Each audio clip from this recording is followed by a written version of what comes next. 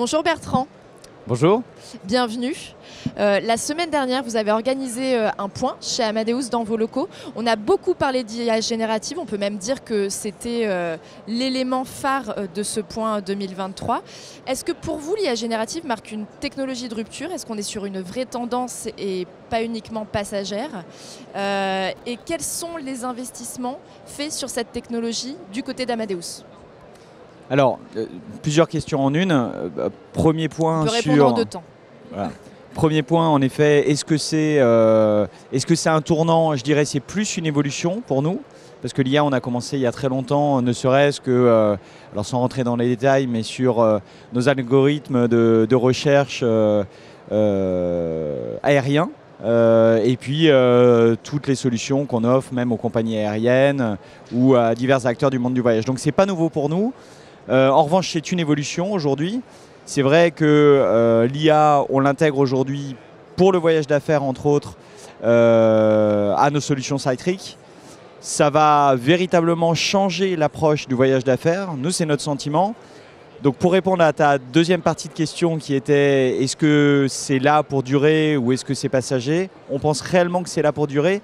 J'invite par contre tout le monde à se poser la question. La véritable clé, pour moi, est moins la technologie que ses cas d'utilisation. Et aujourd'hui, on a une technologie qui fonctionne, qui est relativement au point.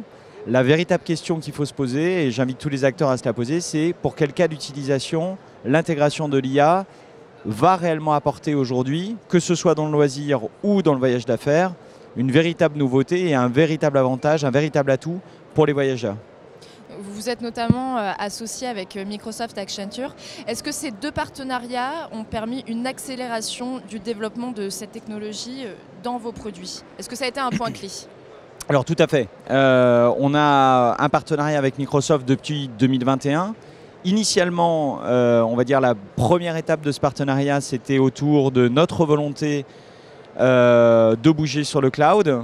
On avait eu, je dirais, une première évolution majeure au cours des années 2010 qui a été pour nous le fait de sortir des mainframes TPF avec notre décommissionnement de TPF.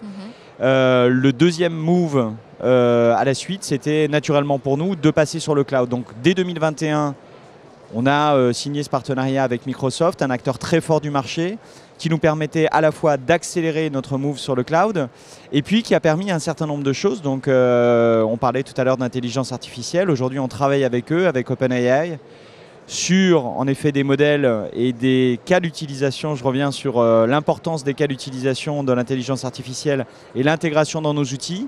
Accenture, c'est un autre partenariat, c'est on va dire un partenariat un peu tripartite qui nous permet aussi d'accélérer nos implémentations sur Cytric mais aussi sur d'autres outils. Donc c'est véritablement deux partenariats très forts pour nous qui vont nous permettre technologiquement d'accélérer mais également d'accélérer pour nos clients en termes d'implémentation, en termes de rapidité et de rapidité d'exécution. Et justement, vous parliez du cloud. Vous avez annoncé récemment que vous alliez transférer vos données dans le cloud Microsoft. Qu'est-ce que ça va changer pour les clients, pour les utilisateurs? Est-ce qu'on a du souci à se faire peut-être pour les données sensibles qui vont être du coup mutées dans ce cloud? Alors, deux choses. Première chose, s'inquiéter, surtout pas. Aujourd'hui, on a une solution qui est totalement sécurisée, avec 2 niveaux d'encryption, donc il n'y a absolument aucun problème. Sachez qu'on a toujours veillé pendant 35 ans à ce que nos solutions et les données soient totalement sécurisées. On ne va pas changer aujourd'hui, donc bien évidemment, c'est notre priorité. Donc ça, je rassure tout le monde, sécurité 100%, c'est le gage qu'on offre, qu'on se doit d'offrir de toute façon à nos clients. Pour la deuxième réponse, la deuxième partie de la question, qu'est-ce que ça apporte à nos clients? En fait, ça apporte beaucoup de choses. Qu'est-ce que ça change? En fait, j'aime à dire, ça change tout sans rien changer pour nos clients. Je dirais, l'objectif, c'est que pour nos clients, ce soit totalement transparent. Et ça va l'être. En revanche, ce que ça leur apporte, et ce que ça apporte à notre partenariat, Amadeus et nos clients, première chose, c'est des temps de réponse qu'on peut mieux garantir, quelle que soit la localisation des agents de voyage ou des compagnies aériennes qui vont utiliser nos solutions grâce au cloud. La deuxième chose, c'est une adaptation quasi en temps réel en fait, de nos capacités à la fois de traitement de l'information grâce au cloud, puisqu'on peut dimensionner directement les capacités de traitement. La troisième chose, un petit peu plus liée au RSE, il faut être conscient que le cloud, c'est aussi une manière demain d'avoir, je dirais, des dépenses énergétiques largement mieux gérées. Aujourd'hui, même si on a un data center à Erding historique qui était déjà très bon, de passer sur le cloud, ça nous permet aussi d'améliorer, je dirais, notre empreinte globale RSE. Donc pour ces trois facteurs, je dirais, encore une fois, ça change tout pour le client, mais sans rien changer en termes de, je dirais, de perception de l'utilisateur. Ça ne doit rien changer, ça ne changera rien. Bien sûr, et on va conclure rapidement, justement, on va revenir à l'IA générative. Selon vous, selon Amadeus, mais on va parler du marché au niveau global, quelles vont être les limites justement à ne pas dépasser pour utiliser cette technologie de façon responsable et à bon escient? Alors je vais me garder de me positionner Sans en tant penser à toutes les que dérives, voilà, voilà. en tant que juge moral, je dirais, ou philosophe sur le sujet. Par contre, ce qui est important pour nous, ce qui est certain, c'est qu'on se doit de conserver une certaine éthique sur l'utilisation de l'IA.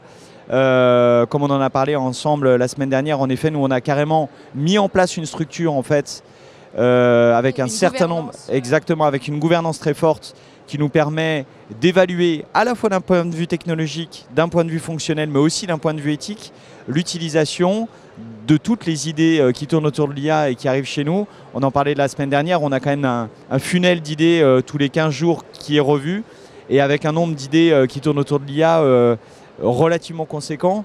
Donc, on se doit en effet d'avoir une approche éthique de l'utilisation de l'IA. Et je sais qu'il y a une autre crainte pour beaucoup de gens, que ce soit dans notre industrie ou dans d'autres industries, c'est l'IA va remplacer un certain nombre de métiers.